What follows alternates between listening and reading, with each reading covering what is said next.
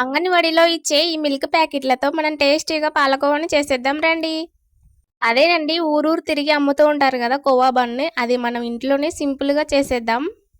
ఈ కోవా బన్కి పెద్ద పెద్ద యుద్ధాలే జరిగినాయండి. సో అమ్మడానికైతే ఎవరు రావట్లేదు. మా పిల్లలైతే అడుగుతూనే ఉన్నారు కోవా బన్ కావాలి అని చెప్పి. కోవా బన్ చేసుకోవడానికి ముందుగా స్టవ్ వెలిగించుకొని ఒక కడాయి పెట్టుకొని పాలను వేసుకోండి. అందులో పాలు బాగా మరిగి మీగడంతా పైకి వచ్చేసిన తర్వాత మీగడని పాలల్లో వేస్తూ బాగా ఉడికించుకోండి. పాలు బాగా చిక్కబడిన తర్వాత బ్రెడ్ పౌడర్ని వేసుకోండి. నేను ఇక్కడ బ్రెడ్ పౌడర్ని అలాగే బొంబాయి రవ్వని కూడా కొద్దిగా వేశాను. ఈ ప్రాసెస్లో కోవాని ప్రిపేర్ చేస్తే బయట కొనుక్కున్నట్టే ఉంటుంది. కోవా అంటే కోవా బన్ అమ్ముతూ ఉంటారు కదా, వాళ్ళ దగ్గర కొనుక్కొని తిన్నట్టే ఉంటుంది. సో అదంతా ఉడికిన తర్వాత బ్రెడ్ పౌడరు ఇప్పుడు మనం 1 కప్పున్నర షుగర్ వేసుకోవాలి. షుగర్ మొత్తం కలిసే విధంగా కలుపుకోవాలి.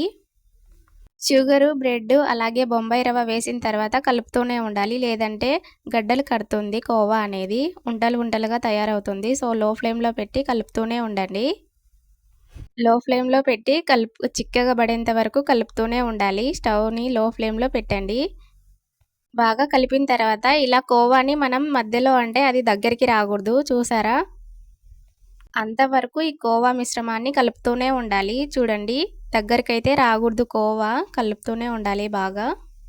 అలా తయారైపోయిన కోవాని స్టవ్ ఆఫ్ చేసేసి ఇప్పుడు మనం ఏ బ్రెడ్తో తినాలనుకుంటున్నామో ఆ బ్రెడ్ని వీడియోలో చూపిస్తున్న విధంగా కట్ చేసుకొని కోవాని మధ్యలో పెట్టుకొని ఇక తినేయడమే. కోవా బన్ని కూడా మనం బయట కొనకుండా ఇలా ఇంట్లోనే సింపుల్గా చేసేయచ్చు. మీరు కూడా తప్పకుండా ట్రై చేయండి. అలాగే నా రెసిపీ ఎలా ఉందో కామెంట్ చేసి చెప్పండి.